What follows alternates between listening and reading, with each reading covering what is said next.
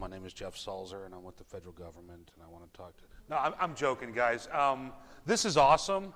I also, aside from being a government employee that works for the Small Business Administration, I'm a small business owner, so I got some great tax advice. I got some great marketing advice. I've never seen marketing, which is what I used to do in a previous life, presented with the fishing analogy. I thought that was phenomenal. So great stuff. I can't thank Jill enough for inviting us out and Lawrence for the hard work that's gone into this. They told me to do like a TED Talk today, and I usually am really dependent on my my PowerPoints. I've got like a really long deck that's really text intensive. I love it. It puts people to sleep every time. But I'll try and go a little bit quicker. So 5 things you didn't know about the SBA is what I want to do today. And it just so happens to be we have a new district director, and it used to be the SBA was built around the 4 C's, but he added a 5th C. So the 5 things you don't know are the 5 C's of the SBA.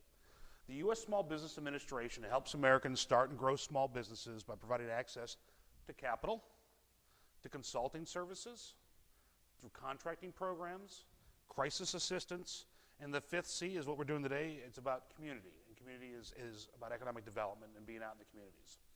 So let's go to capital. I saw a couple bankers in here, right? You see some hands? We're interactive. One of them does SBA loans, right? So here's a kicker. Does the SBA loan money?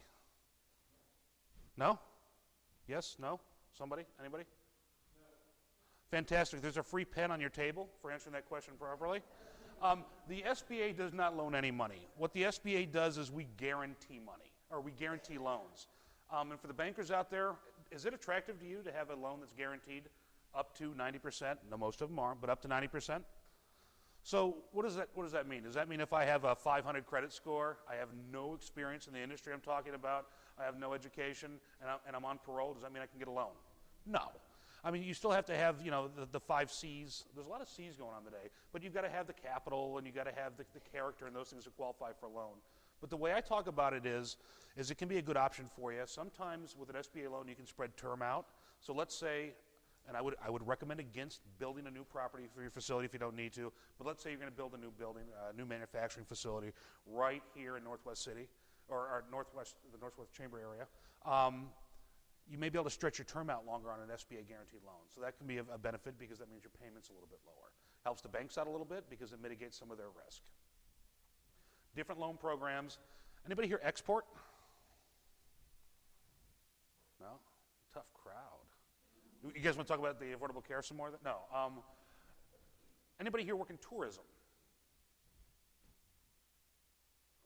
Does anybody here, has they ever sold anything that could potentially go overseas?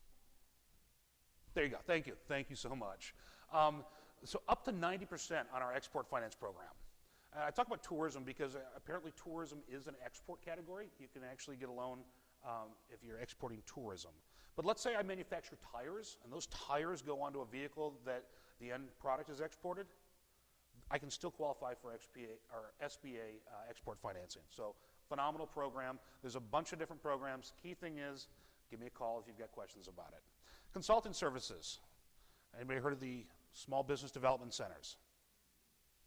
Right? SCORE? How about Women's Business Centers? Jennifer Edwards, they do a breakfast, which I'm not allowed to go to, apparently. But anyways, those are the 3 funded resource partners that we utilize. So we don't actually do retail, what I call retail consulting. If you come down to the SBA office, you go through all the security in the federal building, you come into the office, I'm going to sit down and talk to you just because you've gone through all that process. But what we do is we refer to our funded resource partners that we provide funding to. So SCORE, Service Corps of Retired Executives, is what it used to be. That used to be the acronym. It's no longer an acronym. It's just SCORE now. And the infinite wisdom, I guess, is because not everybody's retired. They've got some phenomenal folks that work in SCORE, and they volunteer their time, and then the SBA funds in part their infrastructure. But they can consult with existing businesses one-on-one. So what does that look like? You know, everybody thinks the startup, I need to go talk to somebody about a business plan. They can do that. But I've been in business 5 or 6 years, and I'm at a different point in my business, and maybe I need to talk with somebody specialized. I saw a couple folks over here in healthcare at some point.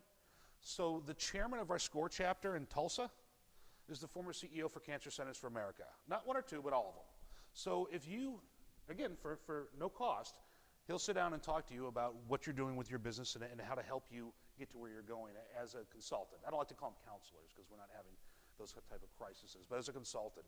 We've got a great group of folks here in Oklahoma City. One of the gentlemen I love to work with, his name is Bob Steinert, retired executive from IBM. He taught at one of the first MBA programs in China, a phenomenal resource. And there's just a ton of folks. And again, there's no cost to you other than your generous donations on the 15th of April to the federal government. Small Business Development Centers, they're in a period of flux, but it's a great organization. They're nationwide, but in Oklahoma, the Oklahoma Small Business Development Centers is headquartered in Durant. Or is it Durant? I'm still kind of new to Oklahoma. I get it wrong sometimes. And then the Chickasaw, Chickasha. Anyways, but they're headquartered in Durant, but there's an office here in Oklahoma City, and they do great work. They'll do QuickBooks. Anybody use QuickBooks?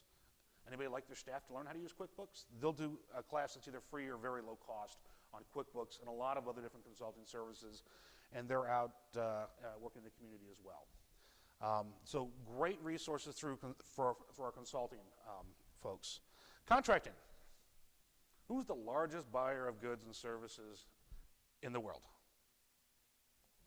This guy. No, Uncle Sam. So Uncle Sam buys more than anybody else in the world, full stop. Whether that's right or wrong, and I'm on tape. How hard is it to fire a Fed? We're going to find out. But Uncle Sam buys more than anybody else in the world, including other foreign governments.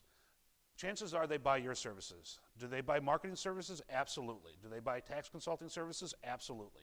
Do they buy insurance? Yes. Do they buy catering services? I know of a couple catering companies that do business right now with Uncle Sam. Good contracts.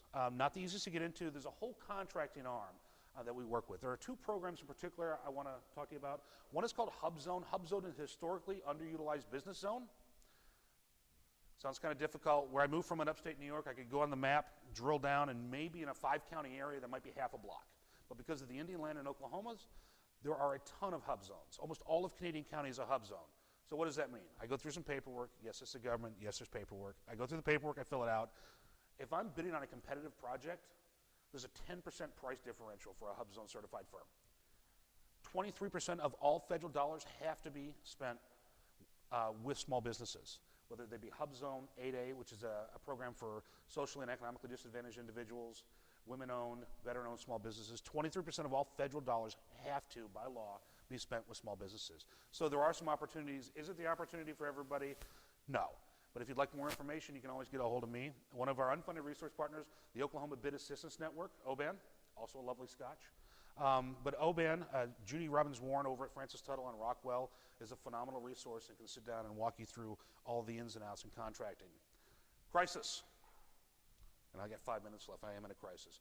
So let's say, God forbid, there's a flood and it wipes out your business. There are low-interest loans available to help you stay in business. Because the studies show if you've been out of business for more than about 3 or 4 days in 52 weeks, you're going to be out of business, period.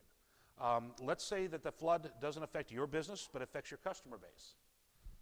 There are low-interest loans available to help you that. Believe it or not, when there is a crisis, they went down to Plaza Mayor, the old Crossroads Mall.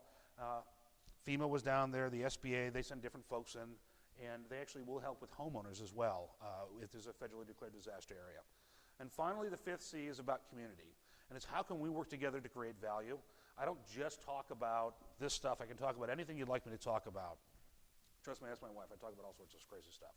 But one of the popular things I'll do is I'll go out and give a seminar on crowdfunding.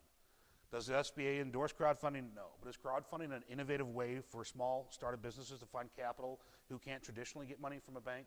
Because, I mean, let's call it what it is. With a startup, banks will give you as much money as you need as long as you don't need it. Banks loan against secured assets, right? As a startup, you probably don't have a ton of secured assets. So let's look at innovative ways to get you from here to where you want to be. That's what my goal is when I get up every morning. How can I help Oklahomans start and grow their small business?